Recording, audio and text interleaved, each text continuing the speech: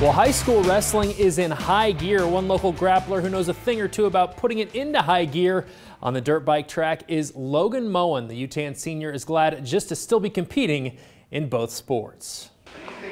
Logan Moen's wrestling record this year has hovered right around 500. But when you look at the two biggest opponents the Yutan senior has taken down in his life, Logan remains undefeated. Gotcha.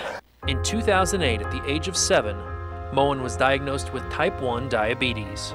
He's kind of a pin or get pinned guy, so we're fortunate he hasn't had too many long matches. Moen, however, still made time for his favorite sport, dirt bike racing.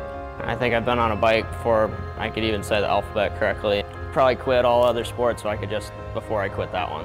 Hi, my name's Logan, and I was diagnosed like 1 year ago, and my favorite thing to do is ride my bike. In 7th grade, Logan took up football. Then in high school, added wrestling. On May 24, 2018, almost 10 years to the day of his diabetes diagnosis, Logan's life would take another dramatic turn. On the first day of summer break, he had an accident at the dirt bike track in Lincoln. I rolled over and I could feel my right hip that really hurt, and I was like, okay, there's something wrong with you a little bit there. And we get to the OR and he's in bad shape. He looks really rough. His legs are like a figure 8. His face is gray. His circulation and his color was terrible. And of course I'm screaming he's a diabetic, be watching his blood sugars.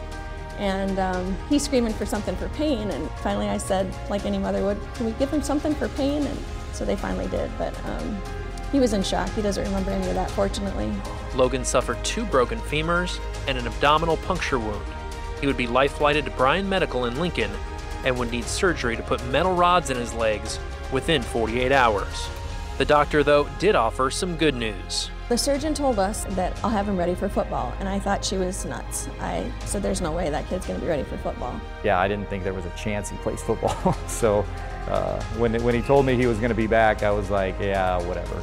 Following a week at Bryan and 31 days at Madonna Rehabilitation Hospital in Omaha, Logan returned home. And when the first week of football practice arrived in August, Logan was there. We were pretty apprehensive, I'll say that much, as far as like, gosh, he's going to break again or something, you know. Although he wouldn't be cleared to play in a game until early October, Logan participated in every practice.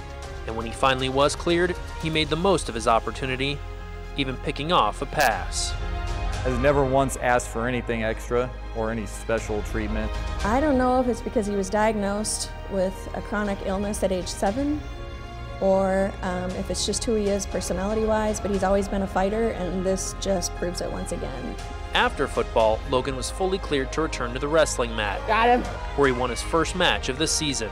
Kind of jokingly, I'm like, Logan, you know you got to bend certain ways for wrestling, right? And that you can't really do right now. He's like, yeah, I'll just have to not get in those positions. His greatest victory, however, might have come in late October when Logan returned to the same track where the accident occurred to compete in the state championships.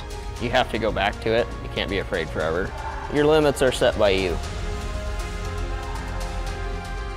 That's all there is to it. He always said, I'm not afraid to die, I'm just afraid not to live. He's always said that, and I think that kind of captures what he thinks and believes. Now, Logan also dresses up in a dinosaur costume to go visit some of the friends he made at Madonna who are still there. Next year, he'll go to college where he'll learn how to repair ATVs, motorcycles, and jet skis.